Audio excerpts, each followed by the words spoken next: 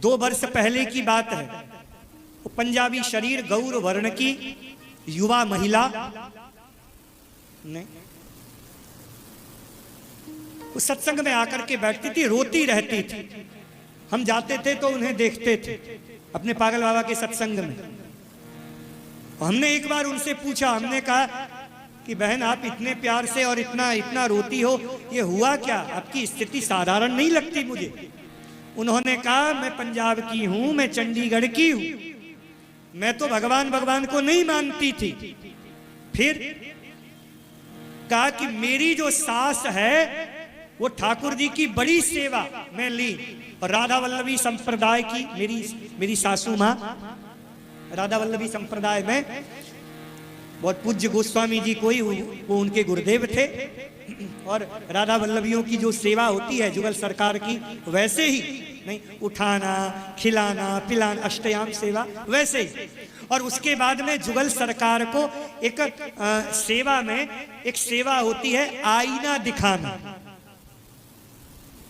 नहीं शीशा दिखाया जाता है, आईना दिखाया जाता है, शीशा दिखाया जाता है।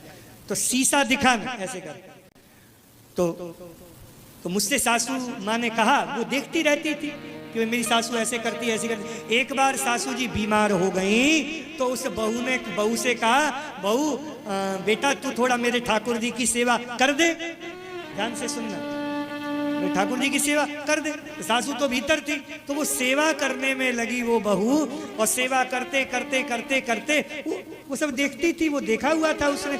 अंतिम में उसने श्रृंगार किया, और ठाकुर जी का श्रृंगार करने के बाद में उसने आईना दिखाया था।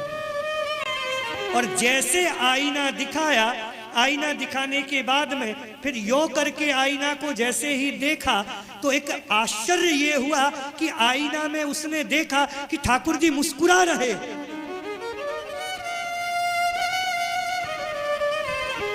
बनी घटना, मैं कोई इधर उधर की बात नहीं, वो अभी भी है।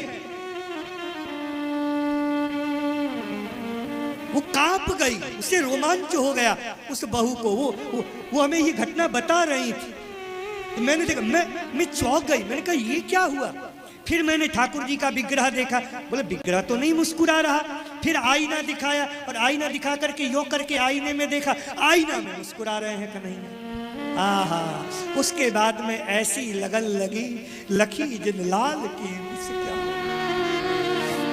तिनहि बिसरी वेद विधि, जप जोग संयम ध्यान। फिर वो हमसे कहने लगी, कहते कहते उठी और चल दी। हमने उनसे पूछा भी नहीं कि वृंदावन में कहाँ रहती हो, वो चल दी ये कहते हुए कि उसकी मुस्कुराहट हमने देखी आईने में, तब से सब छोड़ दिया, चंडीगढ़ छोड़ दिया, नई पति सब साथ सबको छोड़ दिया, और सीधे वृंदावन आ गई और यहीं पर रह रही।